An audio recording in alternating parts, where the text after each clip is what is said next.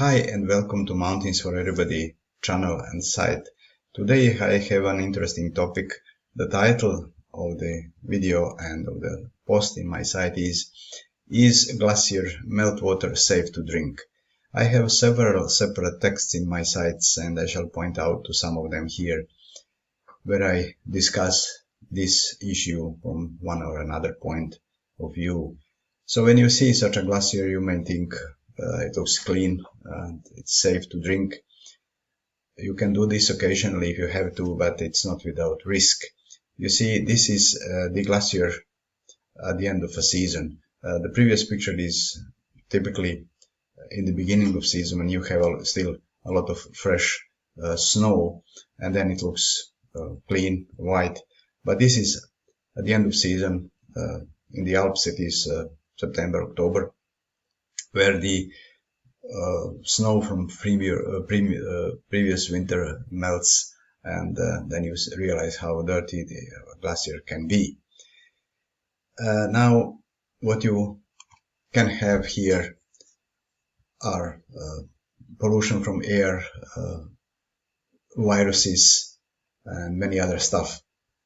For example, I have a separate text about viruses that they found on a Tibetan plateau when they were drilling and doing some testing. They found 33 virus groups in just one example, and what is even more important is that 28 of these were unknown until that point. So you see, these viruses were there for who knows how many hundreds or thousands of years, and glaciers occasionally partly melt, as you know, and this always goes to the water. So in this text I discuss why you shouldn't really do this. I mean, why you shouldn't drink such a water. Then there can be dead animals in water flows. This is my actual picture when I was in Italian Alps. I was climbing Gran Pilastro or Hochpfeiler from the Italian side, and then this is the water flow. I saw this dead animal in the water flow, which comes probably from the glaciers above. So if you are somewhere below, you can see this water flow and then refill your bottle, but bear in mind that you can have something like this in the water above. So it's better not to do this without some purifier. There is also man-made pollution of glaciers, and I have again a separate text about this microplastic in glaciers that are melting actually. And this is the story, is again scientific story. They were studying samples from this glacier here, Forni in the Italian Alps. This is actually my own picture when I was on Tresero, Piso Tresero. So they were taking samples from this area. This is a large glaciated area in the Italian Alps, close to Gran Zebru, Passo di Cavia, this area. So they found many bad stuff,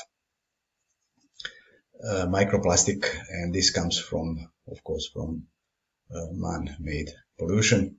So this is more recent. Then there is also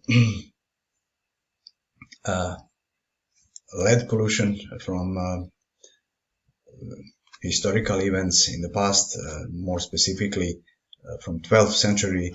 Again, they did some testing in Monte Rosa, which is border between Italy and Switzerland, and found a lot of lead in the glacier.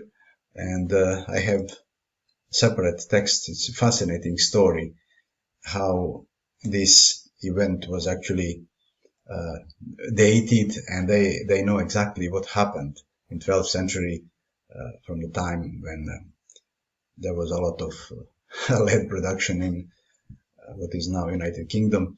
and then the winds brought all this stuff into Glacier, and it was deposited there.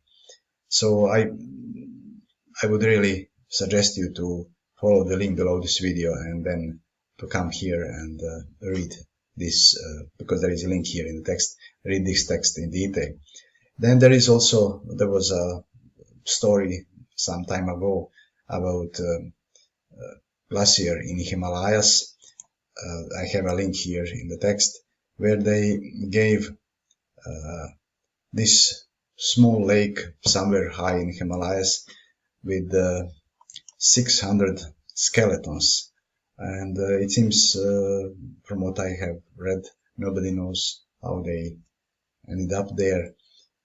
So again, you can have water flows from such places, and you never know what you drink. This is yet another picture from my tour in the Swiss Alps. So you see, this is a beautiful lake when you see it from the summit, which I climbed on that occasion.